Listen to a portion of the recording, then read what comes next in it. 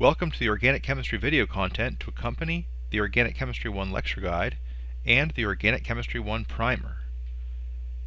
Problems in this video come from Part 1, Structure, Stability, and Conventions. Our first problem asks us to define several terms. So we can fill these in. Angle strain results when you cause a distortion of bond angles from the ideal angles. Torsional strain results when you rotate about a bond and by doing so bring groups closer together to lead to a steric repulsion, as in eclipsing strain. The ring strain total is simply a sum of any angle strains and torsional strains that are present in that particular ring. Our next problem asks us to provide drawings that will effectively demonstrate how the shape of cyclobutane and cyclopentane deviate from a strictly planar structure so as to minimize the angle and torsional strain.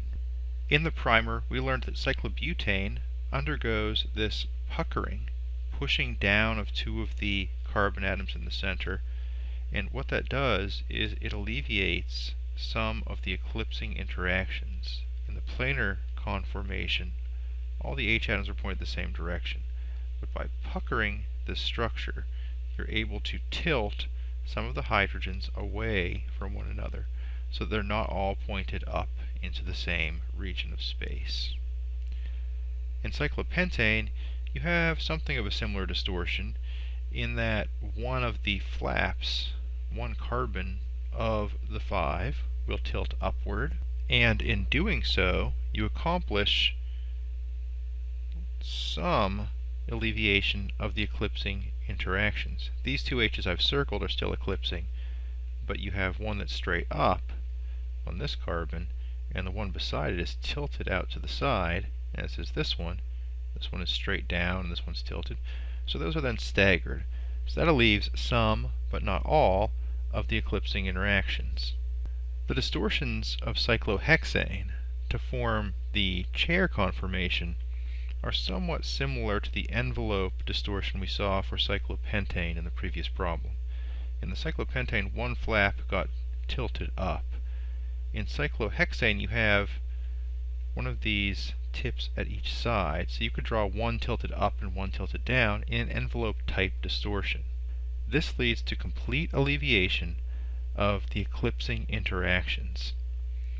And now you have some H atoms on the structure that are axial, those pointed straight up and straight down, or equatorial, those that are angled up or angled down. Every carbon has an axial H on it, and they alternate from pointing up to pointing down around the ring. So these axial H's are going to be shown in red. If you start with the upward pointing tip and make it point up, or the downward pointing tip and make that axial site pointing down, then you'll have the correct distribution of the shapes around the ring, and they alternate, pointing up, down, up, all the way around the ring. Likewise, each of the carbons also has an equatorial H, and they also alternate up and down around the ring. Now, if the axial H that's already present is up, then the equatorial one necessarily must be angled down. So it would look like this, where the equatorial hydrogens are indicated in green in these angled positions that I am circling. Now, when one does a ring flip of a structure, what you're doing is changing from this tip that's pointed down, you're going to push it up. And this tip on the left that you've kind of distorted up in envelope type distortion, you're going to angle down. So you have to change all the equatorial and axial positions and change which tip is pointed up and which tip is pointed down. So here is our skeleton with just the parent chain, and I'm going to start with this carbon here. This is the one that I've rotated up. So this carbon at the upper tip used to be the carbon at this bottom tip. And when I push this up, this H that used to be angled, when you angle the whole side up, that H becomes pointed straight up and becomes an axial H. And likewise, all of those groups indicated in blue which used to be equatorial, are tilted a little bit further to one side or the other to become axial positions. Now the units that used to be in the axial positions, shown in red in the left figure, those are tilted down. So instead of being straight, when it tilts, it's going to be tilted at an angle, so they become the equatorial sites. So your molecule will look like this after the ring flip. Another type of problem asks us to draw the most stable conformation given a name. So we start off by drawing a skeleton for a chair conformation of cyclohexane.